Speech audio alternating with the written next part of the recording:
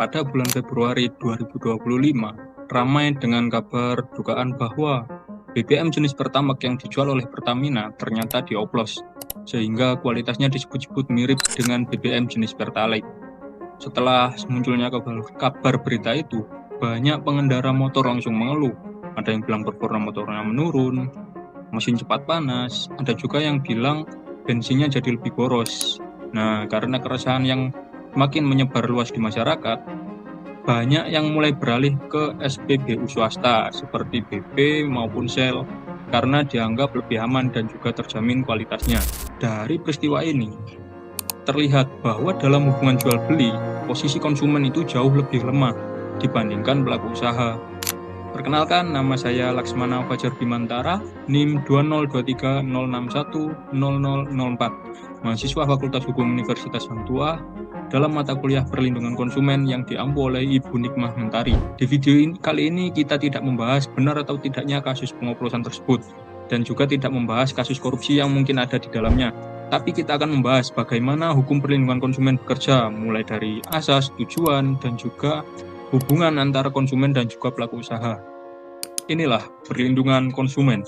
Dalam setiap hubungan antara konsumen dan pelaku usaha, selalu ada dua posisi yang berbeda. Di posisi yang pertama, ini adalah posisi yang lebih kuat, yaitu pelaku usaha, di mana pelaku usaha ini yang menguasai terkait informasi, teknologi, dan juga yang menentukan harga terkait sesuatu yang dia tawarkan. Di posisi kedua adalah konsumen. Konsumen berada di posisi yang lebih lemah, karena konsumen hanya bisa percaya pada apa yang ditawarkan oleh pelaku usaha. Nah, karena posisi yang berbeda ini, hukum hadir bukan untuk memihak, tapi untuk menjaga keseimbangan. Di UU PK ada beberapa asas utama yang menjadi dasar perlindungan konsumen. Yang pertama ada asas manfaat. Perlindungan konsumen harus memberi manfaat bagi konsumen dan juga pelaku usaha.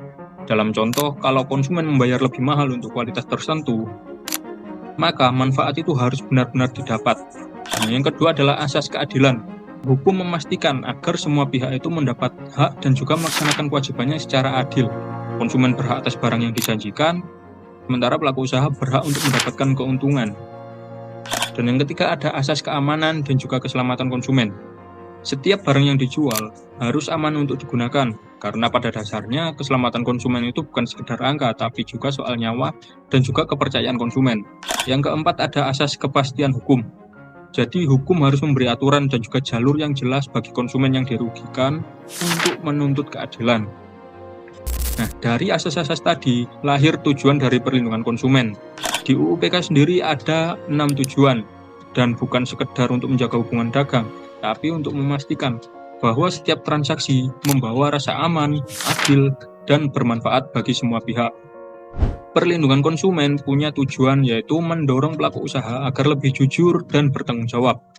Karena ketika pelaku usaha itu jujur, kepercayaan masyarakat otomatis meningkat, dan ini akan berpengaruh pada ekonomi di sekitar wilayah tersebut. Dalam contoh kasus pengoplosan BBM tadi, tujuan hukum ini menjadi sangat nyata, yaitu untuk melindungi masyarakat dari kerugian dan juga menjaga kepercayaan publik, dan memastikan bahwa keadilan bukan cuma untuk yang kuat, tapi juga untuk konsumen yang lemah.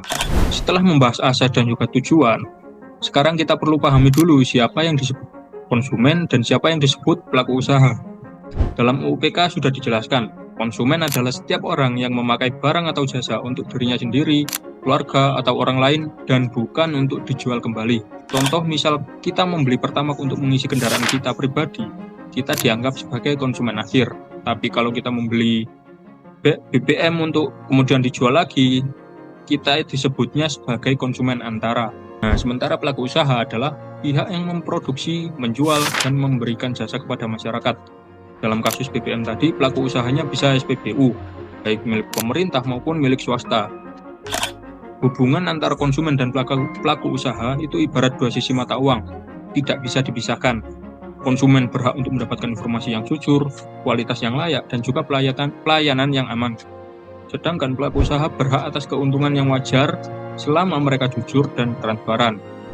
Ketika salah satu pihak, terutama pelaku usaha itu melanggar kepercayaan, di situ hukum harus turun tangan, karena Hukum tidak hanya melindungi transaksinya, tapi melindungi manusia di balik transaksi itu.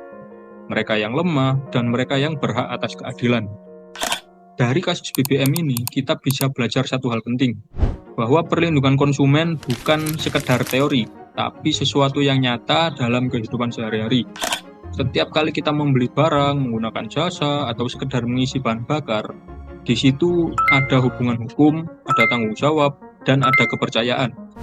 Hukum perlindungan konsumen hadir bukan untuk menakut-nakuti pelaku usaha, tapi untuk menjaga keseimbangan antara kepentingan ekonomi dan juga kemanusiaan. Nah, karena konsumen sering berada di posisi yang lemah, maka sudah menjadi tugas hukum dan kita sebagai masyarakat adalah memastikan bahwa keadilan tidak hanya dimiliki oleh mereka yang kuat, tapi juga oleh setiap orang yang berhak mendapatkan rasa aman, jujur, adil dalam setiap transaksi.